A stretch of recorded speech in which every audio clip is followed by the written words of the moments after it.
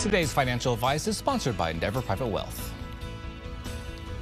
Well, Chris McGee, managing partner at Endeavor Private Wealth, is joining us for our weekly segment on investing. Chris, good morning. Good morning. So, Chris, I understand that record amounts of stocks are being bought not by individual investors, but by many public traded companies that issued the stock in the first place. So what can you tell us about this practice of companies repurchasing or buying back their stock? Yes, so prior to 1982, companies were generally prohibited from buying back their own stock due to concerns that it might manipulate the stock price.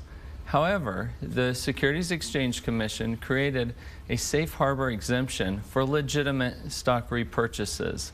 It's now commonly used financial technique. This year, it's estimated that the amount of stock buybacks will top $1 trillion for the first time ever. Wow. So how do stock buybacks work?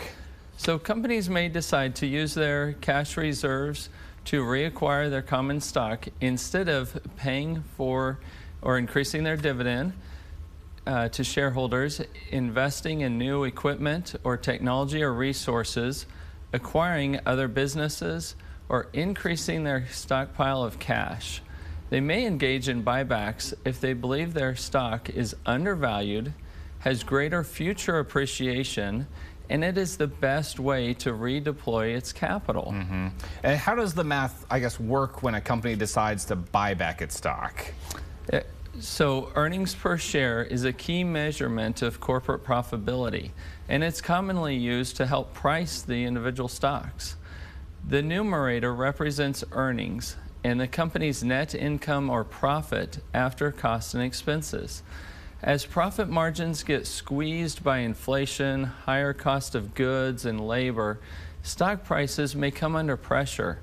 Buybacks are one way to counter that pressure because it reduces the denominator or the total number of shares.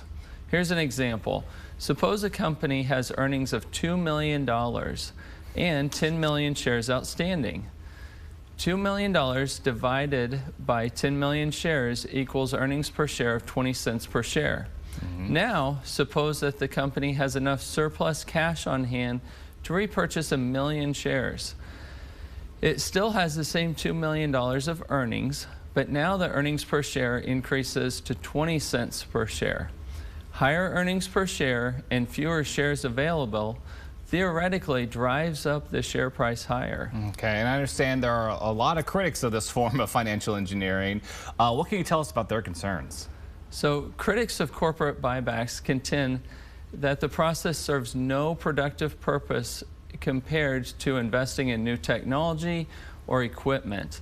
And some people feel that share buybacks artificially inflate the company's stock price and thus are favored by senior management who would earn compensation bonuses when their company's stock reaches a certain price. Another critic is President Biden of the buybacks, who assailed large, big oil companies during his recent State of the Union address by using their record profits to buy back stock instead of reinvesting in greater production capabilities. He favors quadrupling a 1% excise tax in shareholder buybacks for most publicly traded companies. And from those who support company buybacks, what are they saying? So just last week, Warren Buffett made a strong case for share buybacks and how it may benefit the shareholders of the company's stock if it's trading below fair market value. In his annual letter to shareholders of Berkshire Hathaway, Warren Buffett wrote, "When you are told that all repurchases are harmful to shareholders or to the country or particularly beneficial to CEOs, you are listening to either an economic illiterate or a silver-tongued demigod, characteristics which are not mutually exclusive." Now, I don't know if Buffett was specifically directing that at Biden or not, but I'm not one who would often find fault with how Warren Buffett invests. Of course. Well, Chris, thank you so much for enlightening us about this very interesting topic. We always appreciate your time. Thank you. And of course, to learn more about Endeavor Private Wealth, visit EndeavorPW.com.